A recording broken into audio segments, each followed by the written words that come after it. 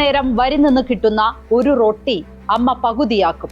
ഒരു പകുതി മക്കൾക്ക് പകുത്തു നൽകും, മറുപകുതി നാളേക്കായി മാറ്റിവെക്കും.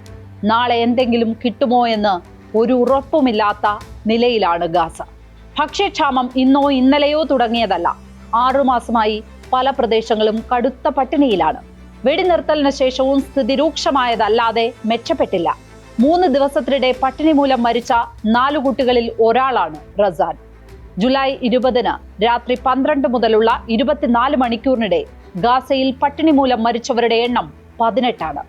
റസാന്റെ അമ്മയുടെ കയ്യിൽ പാല് വാങ്ങാൻ കാശുണ്ടായിരുന്നില്ല. ഇനി കാശുണ്ടെങ്കിലും പാല് കിട്ടാനുമില്ലായിരുന്നു. യുദ്ധത്തിന് മുമ്പ് ആരോഗ്യത്തോടെ ഓടിക്കളിച്ചിരുന്ന സാധാരണ കുട്ടിയായിരുന്നു റസാൻ എന്ന് മാതാവ് താഹിർ അബു ദോഹേർ പറയുന്നു. യുദ്ധം ആരംഭിച്ചതോടെ ഭക്ഷ്യക്ഷാമവും തുടങ്ങി.